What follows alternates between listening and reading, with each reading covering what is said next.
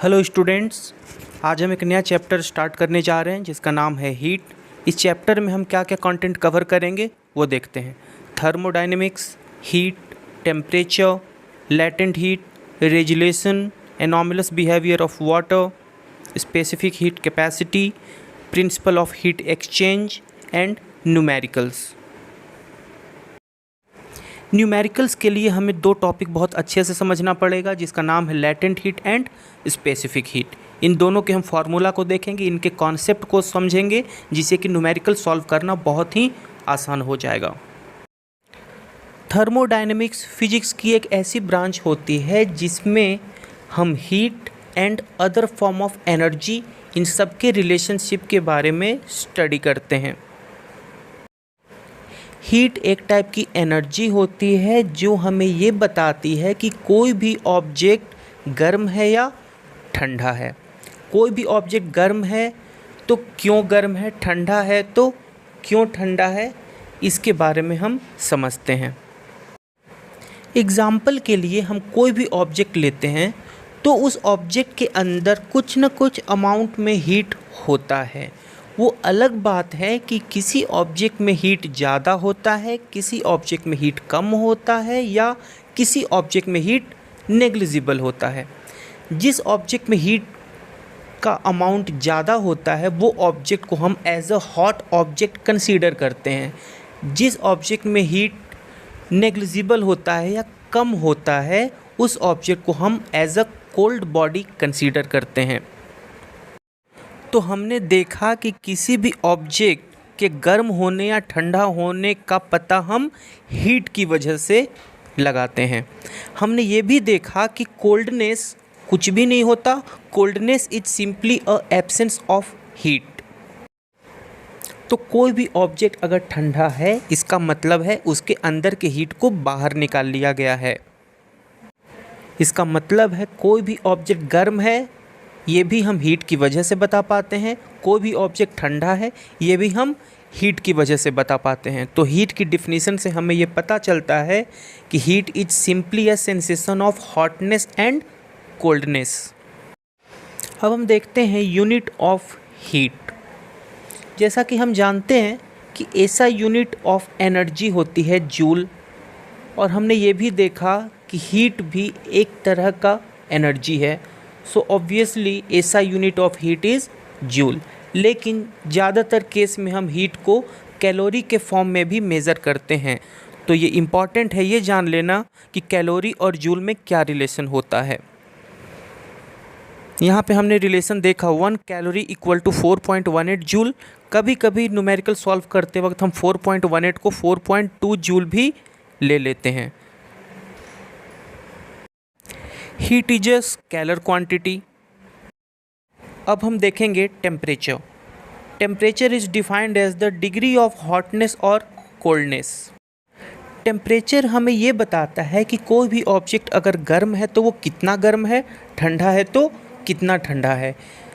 ठंडे गर्म का कंपेयर तो चलो बता देगा, लेकिन वो ये भी बताता है कि अगर दो गर्म ऑब्जेक्ट है तो उनमें से कौन सा ऑब्जेक्ट ज़्यादा गर्म है, कौन सा ऑब्जेक्ट कम गर्म है। इन दोनों के बीच में कंपैरिजन को टेम्परेचर बहुत ही आसानी से समझाता है। ऐसा unit of temperature is kelvin which is denoted by capital के। टेम्परेचर की अदर यूनिट होती है degree Fahrenheit and degree Celsius. Degree Celsius, degree Fahrenheit and kelvin के बीच में रिलेशनशिप को हम इस फॉर्मूले से याद रखते हैं। ये फार्मूला बहुत ही इंपॉर्टेंट है न्यूमेरिकल सॉल्व करने के लिए। सो स्टूडेंट्स प्लीज़ इस फार्मूले को ज़रूर याद रखें। हम एक इम्पॉर्टेंट नोट याद रखते हैं, heat always flows from high temperature body to low temperature body. Heat हमेशा ज़्यादा टेम्परेचर के बॉडी से कम टेम्परेचर वाले बॉडी की तरफ फ्लो करता है। यहाँ फिगर में हमने दो बॉडी लिया है, एक बॉडी हाई टेम्परेचर बॉडी है और दूसरा बॉडी लो टेम्परेचर बॉडी है। तो यहाँ पर हीट का फ्लो हमेशा हाई टेम्परेचर वाले बॉडी से लो टेम्परेचर वाले बॉडी की तरफ होगा। सो हीट का डायरेक्शन यहाँ पर होगा फ्रॉम T1 टू T2। अगर यहाँ पर T2 टेम्परेचर T1 से ज़्यादा होगा तो हीट के फ्लो का डायरेक्शन चेंज हो जाएगा। हम इसे एक एग्ज़ाम्पल से समझते हैं। फॉर एग्ज़ाम्पल हमारे पास 1 कप हॉट टी है और वो हमारे रूम टेम्परेचर पे रखा हुआ है। हम सब जानते हैं कि रूम टेम्परेचर ऑलमोस्ट 27 डिग्री और 30 डिग्री सेल्सियस होगा, बट हॉट टी का टेम्परेचर बहुत ही ज़्यादा होता है। सो हीट यहाँ पर फ्लो होने लगता है फ्रॉम टी टू एटमॉस्फेयर। चाय का टेम्परेचर ज़्यादा होने की वजह से चाय के अंदर के हीट का फ्लो चाय से होकर के हमारे एटमॉस्फेयर में रिलीज़ होने लगता है, जिससे कि चाय थोड़ी देर बाद ठंडी हो जाती है। यहाँ पर हुआ क्या, चाय के अंदर की जो हीट थी वो टेम्परेचर ज़्यादा होने की वजह से रिलीज़ हो गई। हमने हीट की डिफिनीशन जब देखे थे वहाँ पर हमने ये देखा था कि अगर कोई ऑब्जेक्ट हीट को रिलीज़ कर रहा है तो वो ऑब्जेक्ट ठंडी हो जाती है। तो चाय के केस में भी यही हुआ, चाय ने हीट को रिलीज़ किया जिससे कि चाय थोड़ी देर बाद ठंडी हो जाती है। हम एक और एग्जांपल देख सकते हैं। अगर हमारे पास कोल्ड वाटर बॉटल एक रखी हुई है जिसको हमने तुरंत फ्रिज से निकाला है और टेबल पे रखा, तो उस वक्त उस बॉटल का टेम्परेचर बहुत ही कम होता है, जबकि हमारे रूम का या हमारे एटमॉस्फेयर का टेम्परेचर काफ़ी ज़्यादा होता है एज़ कम्पेयर टू वाटर। उस केस में एटमॉस्फेयर की हीट उस बॉटल के अंदर पास करने लगती है। थोड़ी देर में वो ठंडा पानी गर्म होने लगता है। अब ये गर्म क्यों हो रहा है, क्योंकि बाहर से हीट उस बॉडी के अंदर आ रही है। हमने भी देखा कि अगर किसी बॉडी में हीट बढ़ने लगता है तो वो बॉडी गर्म होने लग जाती है।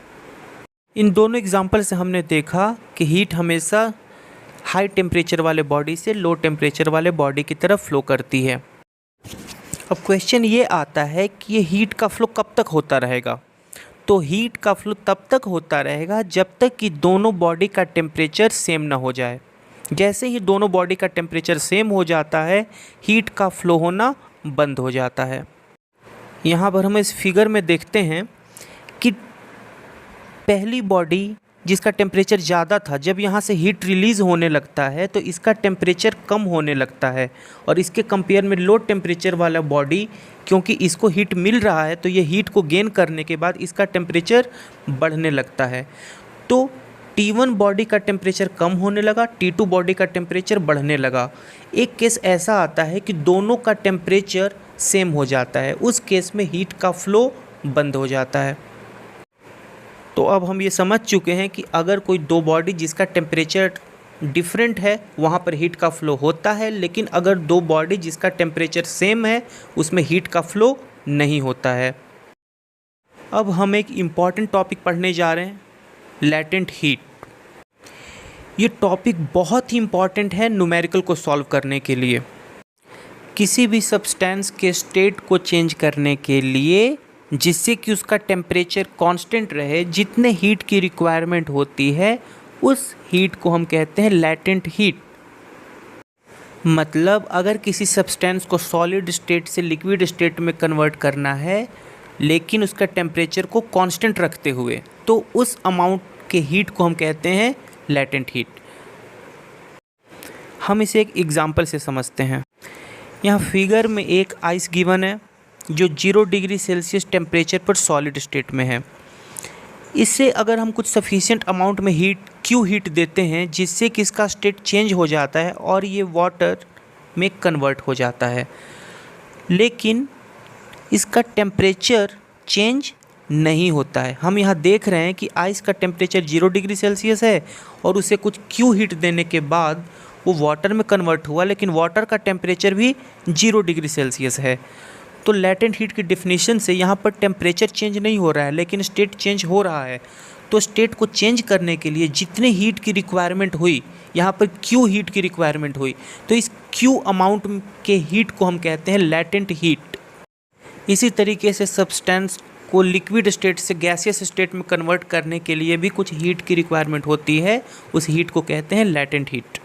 लैटेंट हीट देने से उस सब्सटेंस का टेम्परेचर कांस्टेंट रहता है, टेम्परेचर चेंज नहीं होता है। Latent heat is denoted by capital L।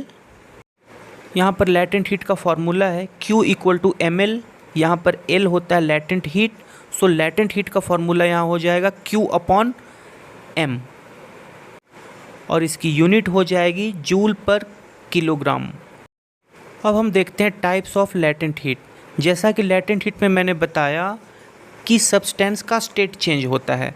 तो अगर वो स्टेट सॉलिड स्टेट से लिक्विड स्टेट में चेंज होता है तो उस लैटेंट हीट को हम कहते हैं लैटेंट हीट ऑफ फ्यूज़न।